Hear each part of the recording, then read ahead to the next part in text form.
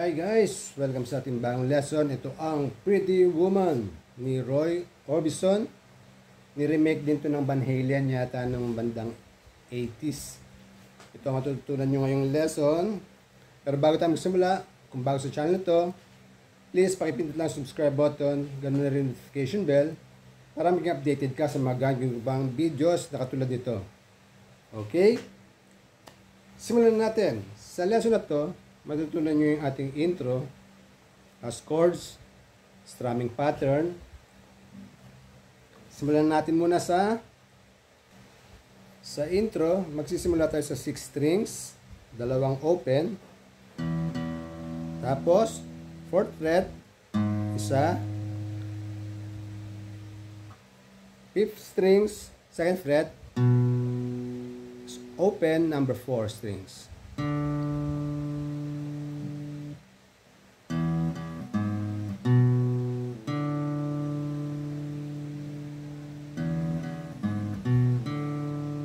Okay?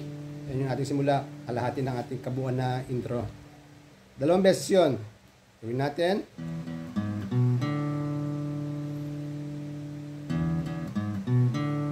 Ito yung kabuuan niya.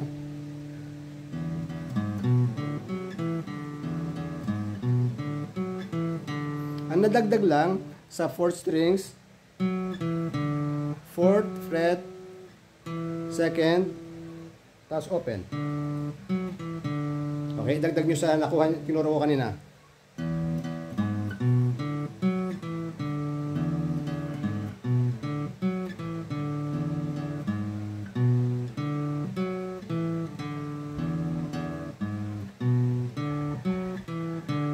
Yun ang riff natin sa buong kanta, okay?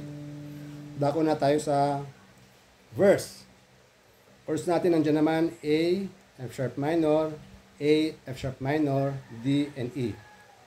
Ang kalabit natin sa bawat set ng chords ay down, down, up, down, up. Okay? Okay, simulan natin sa simula ng verse A, down, down, up, down, up, down, down, up, down, up, down, down, up, down, up, down, down, up, down, up, down, down, down, up, down, up, down, down, up.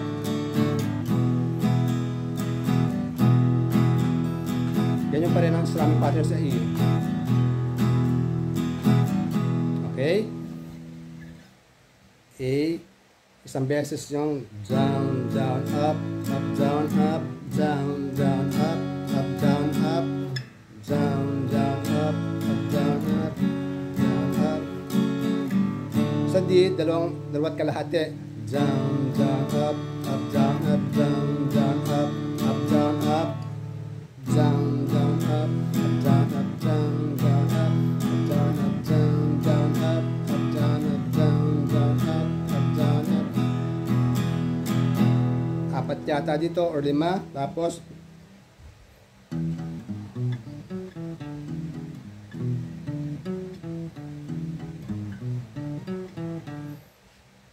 okay, yung balik sa riff niya.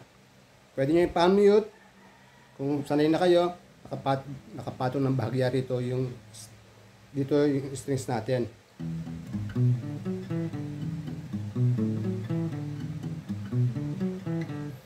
Kung di pa kaya, di okay lang naman yun.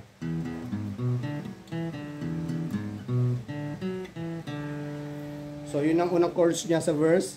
Tapos may refrain na nandiyan pa rin ang chords natin.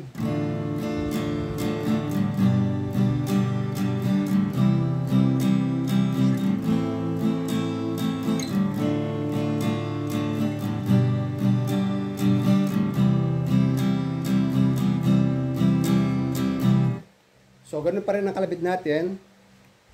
Nandiyan naman ang chords natin. Down, down, up, down, up pa rin. D minor, ito yung unang bahagi ng ating refrain o chorus. Sa 3 bahagi ito.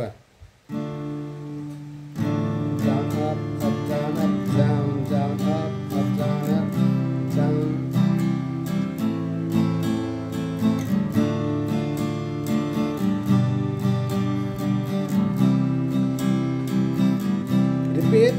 yung pangalawang bahagi.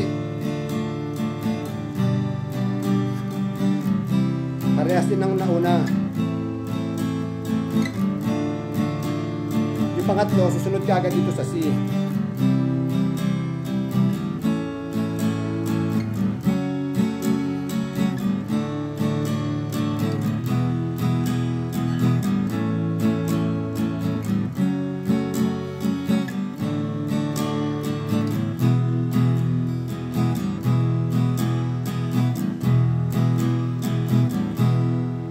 Okay?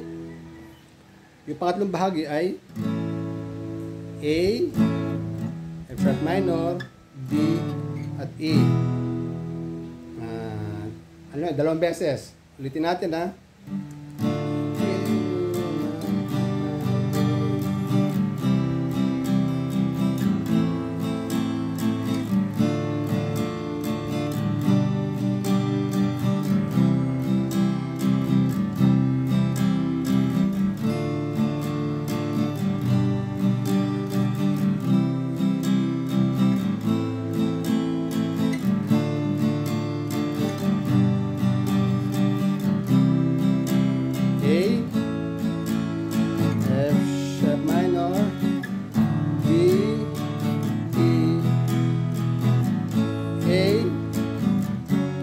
Minor, D, E.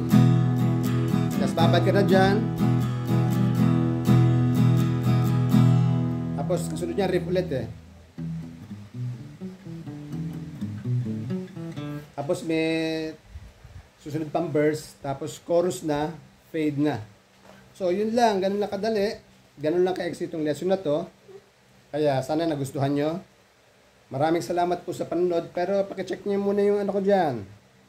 Playlist ko, baka nandyan yung favorite artist nyo. May mga selection dyan ng rock, love song, new wave, mga Tagalog, mga rock na Tagalog, Pinoy rock ba to? So, maraming salamat po ulit. Hanggang sa muli. Paalam.